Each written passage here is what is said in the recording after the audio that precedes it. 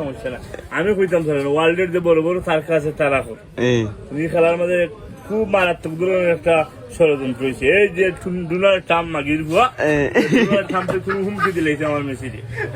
আর হুমকি দেওয়া আমার এই খেলাটা আজকে আমরা এই কত মানুষজন মানে কতদের মানে মানুষের অভাব নাই, কত মানুষ হাফ মেন্টাল, কত ফুল মেন্টাল।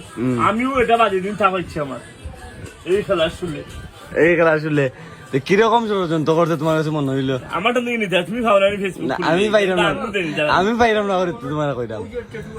ওরো কিন্তু ভাই আমি পাইলাম না তো করে তো তোমার যে কইরাম আমি জানতে চাইলাম। তুমি খবর তো বেশি দেখো না মনে হয়, যারা খবর দেখো তোমার জন্য কোনো ফ্রেন্ড বন্ধু বা তোমার অনেক সিধা থাকে তারা আমি জানতাম পারি না নিজে ও ষড়যন্ত্রটা করছে তোমার কি মনে লাগে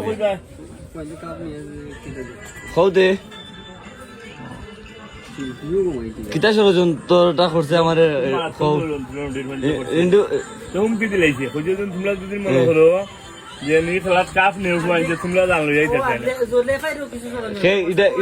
এটা খেয়ে দিছে হুমকি ফিফা থেকে হুমকি আইছে এটা কার উপরে আইছে? মেসির উপরে, তার দলের উপরে, তার দলের উপরে ও হুমকি ডরাইয়া মানে তাহলে আমার ঠেকা থেকে আমার জানবো জানবো না ও